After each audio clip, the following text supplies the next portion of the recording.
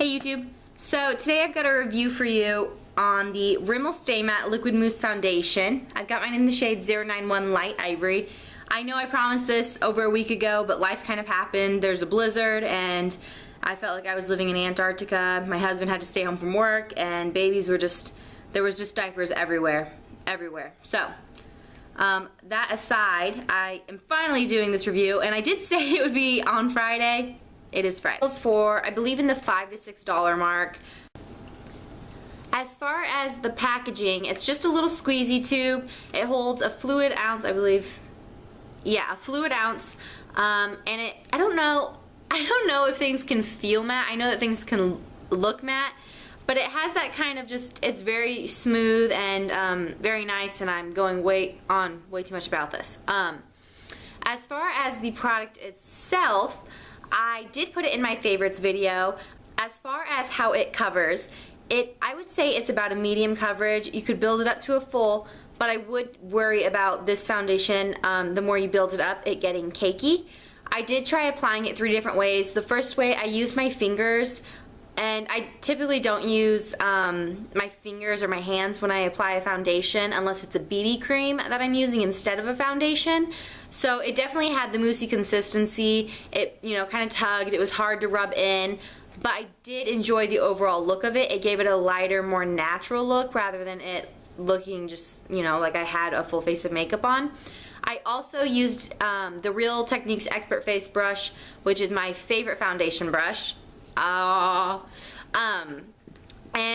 when applying it, I did notice that it looked streaky, but once it settled in, it's not like it left the streak there. I didn't notice it anymore.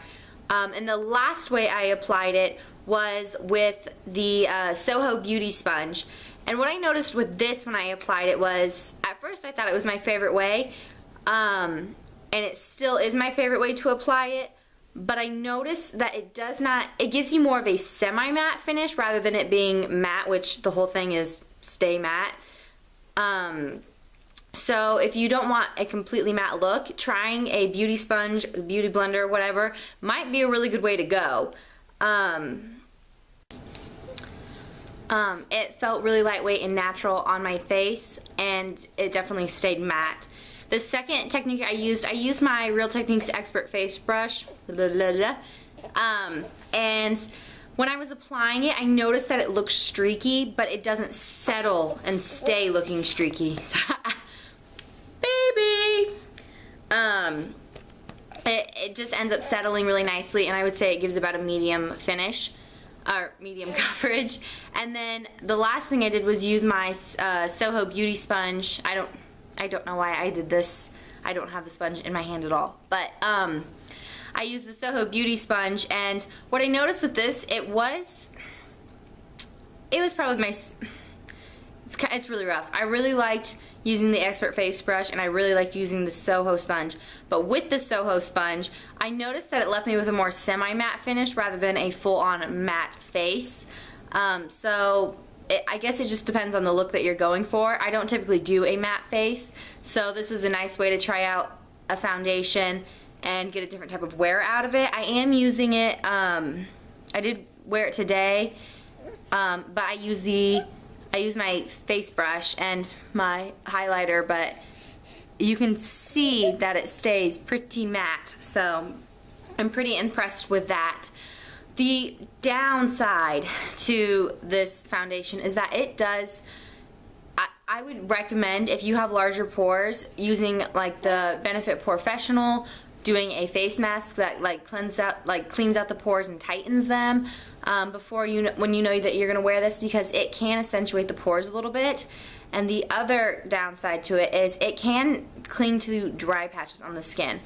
I actually wasn't gonna wear this today because I needed to exfoliate, but I was like, well, if I'm gonna do a review on it, I should probably be wearing it. So I am going to show you what I mean about the dry patches. Hello, face. I don't know if you'll be able to see this. There's my dark circles, because I didn't go to bed till 4.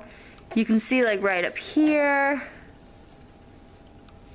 Bummer. Probably edit that out. It didn't really show. But it does cling to dry patches a little bit. So I wouldn't say just because you have dry skin that you shouldn't use this foundation, but you should be cautious when using it. I'll say that.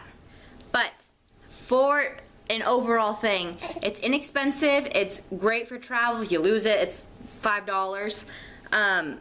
It does stay matte. It's long wearing, I'll say that. The texture is really nice, and you can get different finishes with different ways. You can get very different finishes with different ways that you apply it. I'll say that.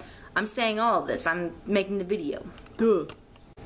So I hope you guys liked this review on the Rimmel Stay Matte Liquid Mousse Foundation. If you did, I would really appreciate it if you liked and subscribed. And for everyone who's already subscribed, thank you so much. I really appreciate that somebody out in the internet world is enjoying my videos. And until then, I will see you in my next one. Bye, guys. Finally got my the second lightest shade. It retails in between the $5 and $6 mark.